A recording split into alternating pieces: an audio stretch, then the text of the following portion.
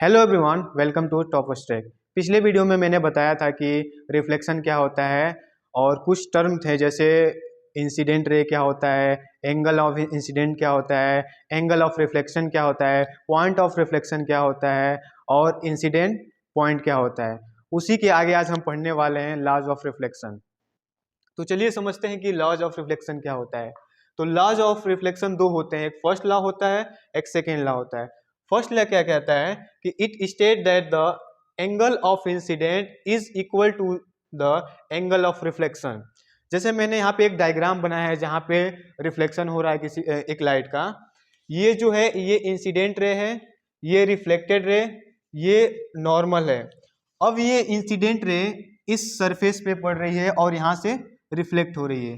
तो जो नॉर्मल और इंसिडेंट रे के बीच का जो एंगल है वो एंगल ऑफ इंसिडेंट कहलाता है।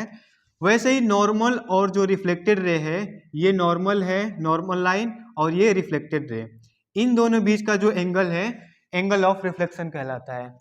तो जो अपना फर्स्ट लॉ है वही बोलता है कि जो भी ये एंगल होगा, angle of incident is equal to the angle of reflected रे।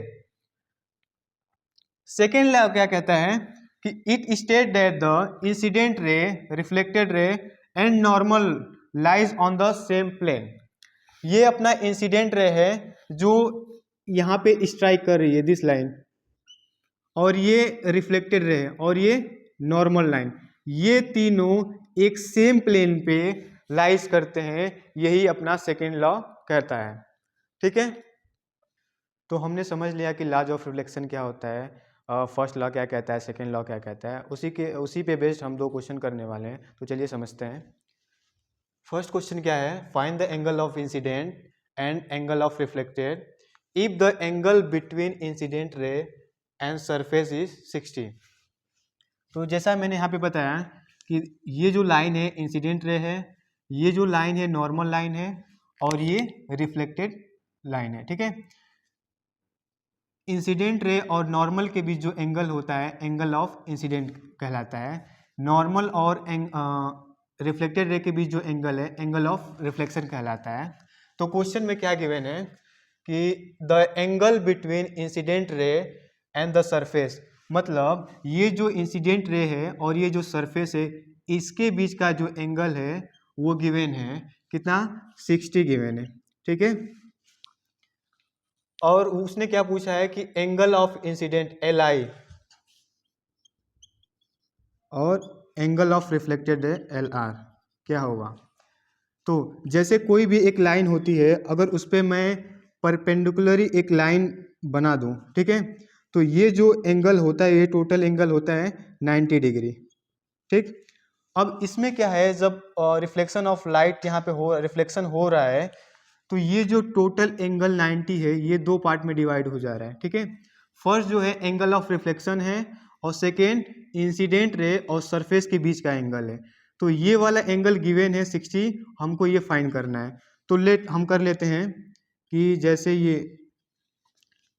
ये जो एंगल है एल आई है, और लेट इसको एक्स कर लेते हैं। ठीक है, एक्स की वैल्यू हमने क्वेश्चन में गिवन है 60 डिग्री है। ठीक है, अब हमको पता है कि ये जो टोटल एंगल है ये 90 डिग्री होने वाला है, तो दोनों को हम ऐड कर लेते हैं, x प्लस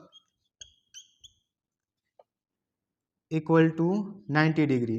ठीक है, हमको ये एंगल फाइंड करना है और ये हमको पता है, तो जस्ट हम ये पुट कर दे रहे हैं यहाँ पे 60 plus L I equal to 90 degree, L I equal to 90 minus 60, तो L I equal to 30 degree हो जाएगा। ठीक है, तो हमने पता कर लिया कि एंगल ऑफ इंसिडेंट कितना होगा, जो कि 30 डिग्री होगा।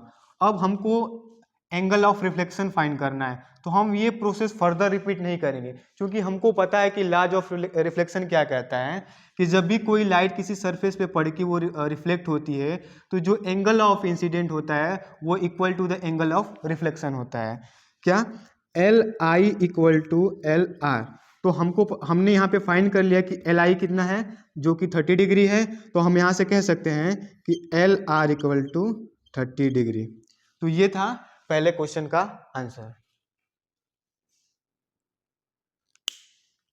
तो हम अपना सेकंड क्वेश्चन स्टार्ट करते हैं। तो रीड करते हैं क्वेश्चन क्या गिवन है। Find the angle between reflected ray and surface if angle I means angle of incident is equal to 15 degree. तो हम पहले एक लाइट का रिफ्लेक्शन कराते हैं। जैसे मान लिया ये कोई सरफेस है, ठीक है। अब हमने एक नॉर्मल बनाया, ये जो लाइन है, ये जो लाइट है इंसिडेंट रे है और ये रिफ्लेक्टेड रे है, ठीक है। ये जो एंगल है एंगल ऑफ इंसिडेंट, ये जो एंगल है एंगल ऑफ रिफ्लेक्टेड रे, ठीक। क्वेश्चन में क्या गिवन है, find the angle between reflected ray and surface if L I means ये वाला जो एंगल है वो कितना गिवन है 15 डिग्री, ठीक है।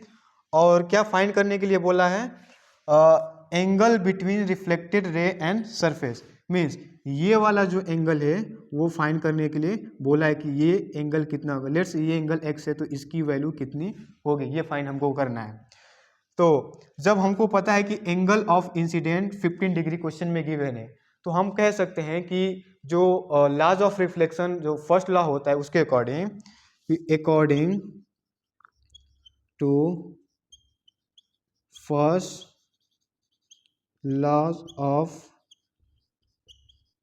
Reflection L I equal to L R, ठीक है।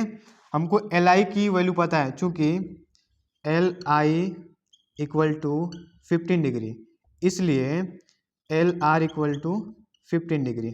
अब हमने इसकी वैल्यू फाइंड कर लिया, ये कितना है 15 डिग्री है, ठीक है। अब हमको फाइंड करना है कि ये वाला एंगल कितना होगा। तो जब कोई भी लाइन हो और उस पर कोई परपेंडिकुलर है, ठीक है, तो ये जो एंगल होता है वो 90 डिग्री होता है, ठीक। ये पूरा टोटल एंगल कितना है 90 डिग्री है, ठीक है। लेकिन एक रिफ्लेक्टेड रे जो है इसको डिवाइड कर रही है। अब हमको पता नहीं है कि कितने एंगल पे डिवाइड कर रही है, लेकिन ये जो एंगल है, ये जो रिफ्लेक्टेड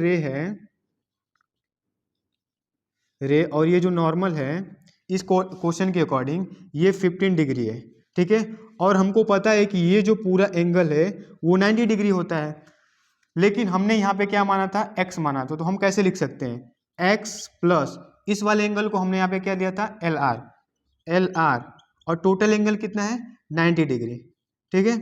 अब हमको पता है कि एल आर की वैल्यू कितना है, तो x प्लस ये 15 डिग्री इक्वल टू 90 डिग्री। यहाँ से हम x की वैल्यू फाइंड कर सकते हैं जो कि 90 माइनस 15, ठीक है।